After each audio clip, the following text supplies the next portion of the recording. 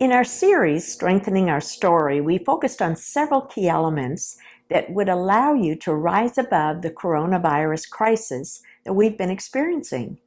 They were things like developing an attitude of gratitude, discovering our strengths, gaining more clarity, and making genuine connections. In this series, we want to take a look at several things that will allow us to step out stronger. With the pandemic that we've been dealing with, you've heard many different messages, many different voices. So how do you know what to believe? The first thing you want to do is listen closely. Many people panicked, especially at the beginning of the outbreak, which led to hoarding of toilet paper, water, and basic food items. As I finally made my way through Costco on one of those unexpected early days of the onset of this virus, I saw the faces filled with panic and fear. These voices were loud. There were no smiles. No one stopped to talk to the person next to them. It was just pushing your cart through to keep going, every person to himself.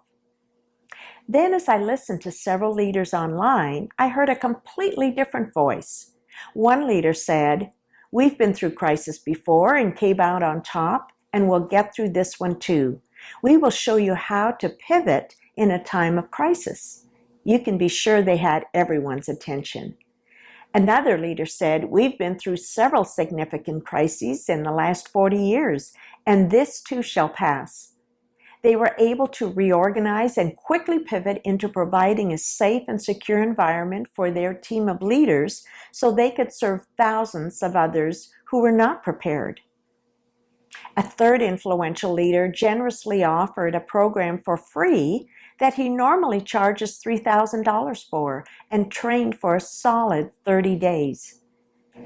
Did these people impact many lives? Yes, they did.